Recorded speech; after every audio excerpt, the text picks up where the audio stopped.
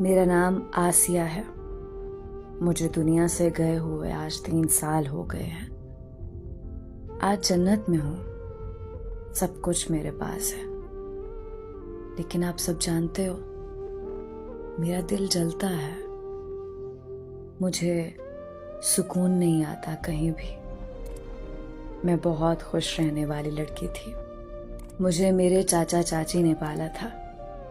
मेरे मामा बाबा बचपन में ही एक एक्सीडेंट में दुनिया से चले गए।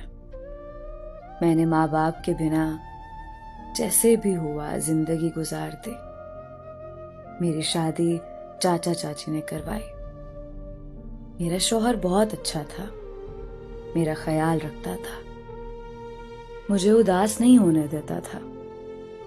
मेरा शौहर उस वक्त बहुत खुश था जब हमारे यहाँ पहली बेटी पैदा हुई थी। वो खुशी से मुझे सीने से लगाता था। फिर यूं हुआ, अल्लाह पाक ने मुझे 5 बेटियां दी। एक बेटी एबनॉर्मल थी, वो चल फिर नहीं सकती थी। मेरा शौहर मेरी सास ताने देने लगे। मैं अपनी बेटियों को लेकर बहुत रोई थी। शौहर मुझसे मुंह फेरने लगा, मुझे खर्ची देना बंद कर दी। मेरी छोटी छोटी शहजादियां भूख से तड़पने लगी। मां हूं ना, जब अपनी बेटियों की भूख बर्दाश्त ना हुई, मैं अपने शौहर से झगड़ा करने लगी। जब मैं अपने शौहर से लड़ती, मेरी छोटी छोटी नन्ही सी परियां दीवार के साथ खड़ी एक कोने में चीख चीख कर रोया करती थी। शौहर एक डंडा उठाता, उस वक्त तक मारता जब तक मैं बेहोश ना हो जाती। मेरी बेटियां मेरे होश में आने तक मेरे साथ बातें करती रहती।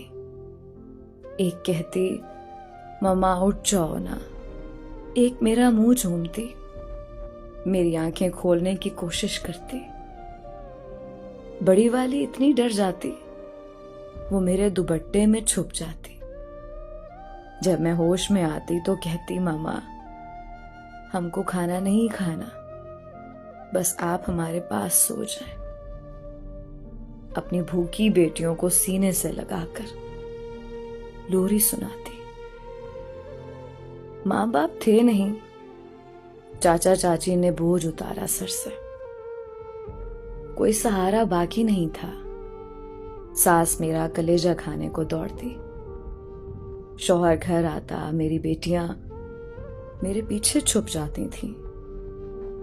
मेरी बड़ी बेटी 7 साल की थी।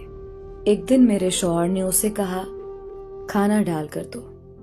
वो खाना प्लेट में डाल रही थी। खाना गर्म होने की वजह से उसके हाथ से गिर गया। मेरे शौहर ने उसे इतना मारा कि उसके मुंह से खून निकलने लगा।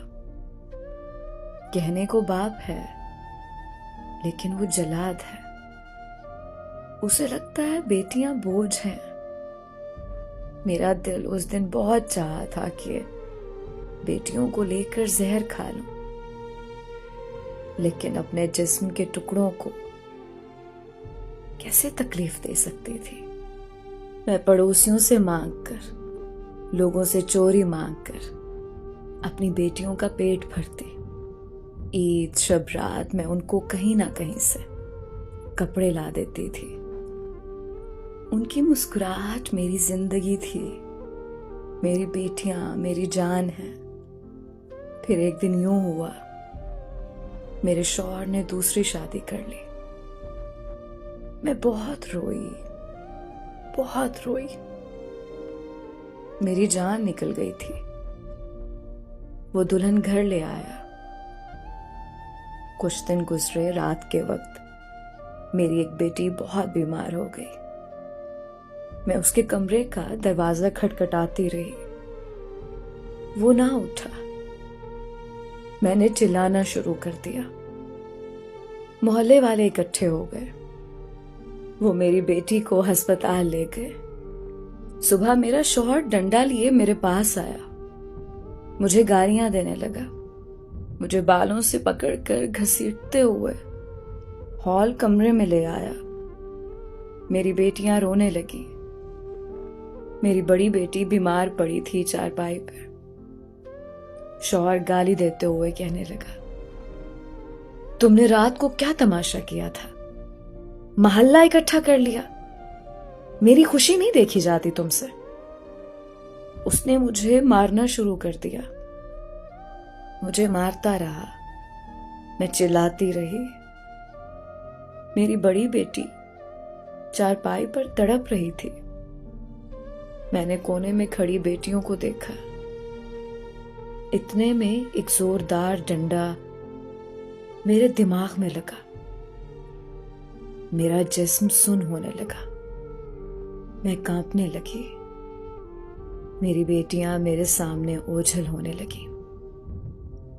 मेरी बेटियों के चेहरे धीमे होने लगे। मेरी आंखें बंद होने लगी। मुझे अस्पताल ले जाया गया, जहां से मैं अल्लाह पाक के पास चली गई। 1 घंटे बाद मेरी मैयत को घर लाया गया। मेरी एबनॉर्मल बेटी, जिसको मैं अपनी जिंदगी में कभी जमीन पर चलने नहीं दिया, वो घसीटती बाहर दरवाजे पर आ बैठी। मेरी लाश को एम्बुलेंस से उतारा गया। उस वक्त मैं बहुत तड़पी अपनी बेटी को देखकर। माँ मर जाएं, एक ही लम्हे में उनकी औलादें, खासकर बेटियां, आसमान से जमीन पर क्यों आ जाती हैं। आखिरी बार अपनी छोटी बेटी को देखा, जो 2 साल की थी। वो अनजान थी, चारपाई पर खुद खेल रही थी। मेरी बेटियां मेरी लाश के पास खड़ी मुझसे बातें करने लगी। बड़ी बेटी ने मेरा खून साफ किया। छोटी मेरा मुंह चूम रही थी। एबनॉर्मल बेटी को कमरे में बंद कर दिया था कि वो तंग करेगी आए हुए लोगों को। एक मेरी आंख से बहने वाला आंसू साफ कर रही थी। मैं आसमान की तरफ सफर करते हुए सब देख रही थी। एक बेटी ने मेरी आंखें खोली और कहने लगी, मामा उठो, छोटी रो रही है, उसे भूख लगी है। वो सारी रात मेरे पास बैठी रही थी। मेरा जिस्म ठंडा पड़ चुका था। मेरी बेटी ने अपनी छोटी बहनों को अपने पास बिठाया। कहने लगी, मामा सो गई हैं, मामा के साथ लेट जाओ। मेरी बेटियां मेरी लाश के पास सो गई। बीमार बेटी दवाई लेकर आई, मेरे पास बैठ गई। मामा मैंने दवाई खा ली, आज मुझे कड़वी भी नहीं लगी। सुबह हुई, मेरी लाश को चारपाई पर रखा गया। रोना शुरू हुआ। मातम का तमाशा करने लगे। मेरे चाचा चाची कपड़े फाड़ कर रोने लगे। सब बातें कर रहे थे, कैसे मरी, लेकिन किसी ने तहकीक ना की।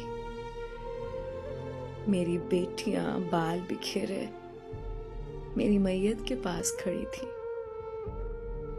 उनको पता भी नहीं था उनके साथ क्या हुआ है।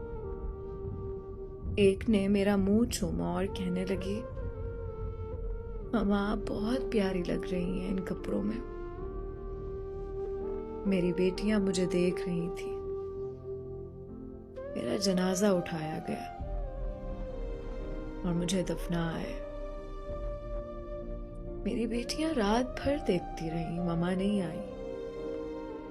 उन्होंने खाना भी नहीं खाया।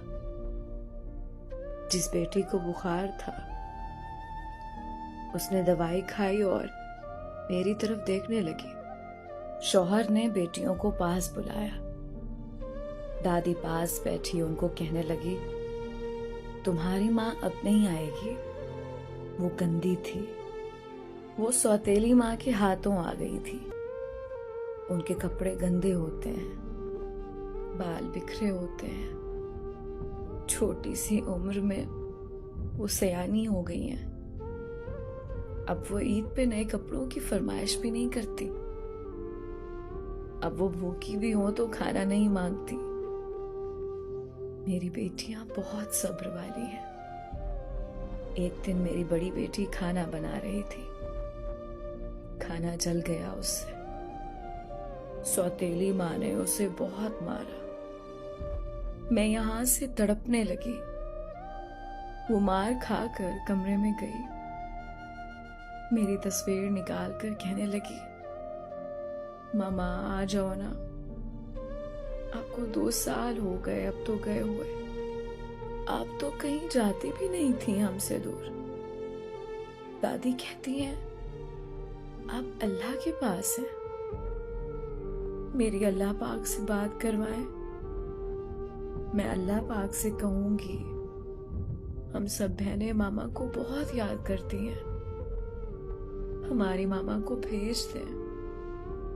मेरी बड़ी बेटी माँ की तरह छोटी बहनों का ख्याल रखती है।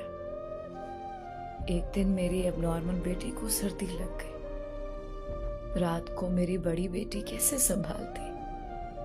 सब बहनें उसको लेकर रोती रही। वो बेसुध पड़ी थी। सर्दियों की रातें थीं। हर कोई अपने कमरे में था। मेरी बड़ी बेटी दौड़ती रही। कभी अपने बाबा को उठाती, कभी दादी को, पर किसी ने उनकी तरफ तवज्जो ना दी। मेरी बेटी चीखती चिल्लाती रही बुखार से। वो एबनॉर्मल थी। बहनों से बोल भी नहीं सकती थी। मेरी बड़ी बेटी भी इतना मैच्योर नहीं थी कि वो बहन की बीमारी समझ सकती। वो तो एक माँ ही औलाद की बीमारी का दुख समझती है। रात के आखिरी पहर मेरी एबनॉर्मल बेटी दुनिया छोड़कर मेरे पास आ गई। मेरी बड़ी बेटी सुबह चिल्लाई कि मेरी बहन रात से नहीं बोल रही। खैर, दुनियावी दिखावा किया गया। उसे भी सफेद कपड़े पहनाकर मेरे पास भेज दिया गया। मेरी एबनॉर्मल बेटी ने उस दिन सफेद कपड़े पहने। बड़ी बेटी बहुत रोई और चीख चीख कर कहती रही, मम्मा ने ये कपड़े पहने, अभी तक वापस ना आई। मेरी भूल सी शहजादी ने आज सफेद कपड़े पहन लिए हैं। तो आप मामा के पास जा रही हैं? तो मामा को बोलना आप भी बेबस थी, मजबूर थी। मैं आपके लिए कुछ ना कर सकी। मुझे माफ कर देना। मामा से बोलना हम शरारतें भी नहीं करती, हम खाना भी नहीं मांगती, हम चुप रहती हैं। बाबा हमें बहुत मारते हैं।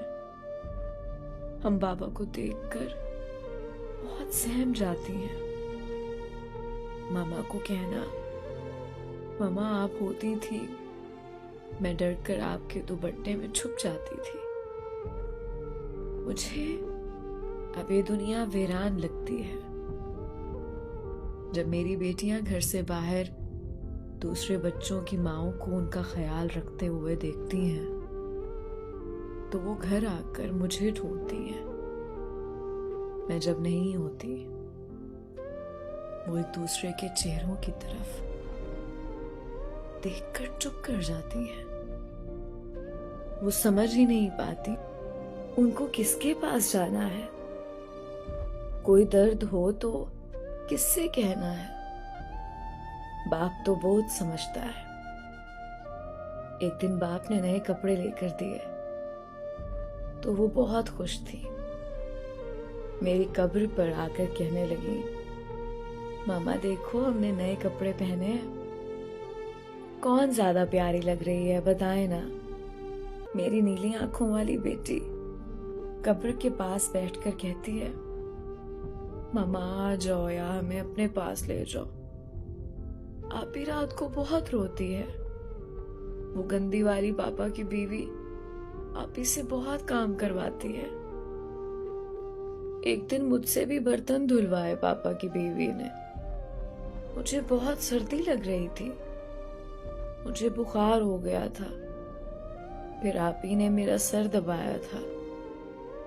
मामा, हमको अपने पास ले जाओ ना। मेरी शहजादी बेटियां बहुत रोती हैं, बहुत ज्यादा। मुझसे उनकी तड़प देखी नहीं जाती। दोस्तों, बेटियां बोझ नहीं होती। बेटियों को सीने से लगा लिया करो। औलाद तो अल्लाह पाक देता है ना, तो किसी को बेटी पैदा करने पर गुनहगार ना बना दो। बेटियां तो शहजादियां होती हैं। बेटियां बहुत नाजुक और नफीस दिल की होती हैं। खुदारा इतना जुल्म ना करें उन पर कि वो वक्त से पहले बूढ़ी हो जाए।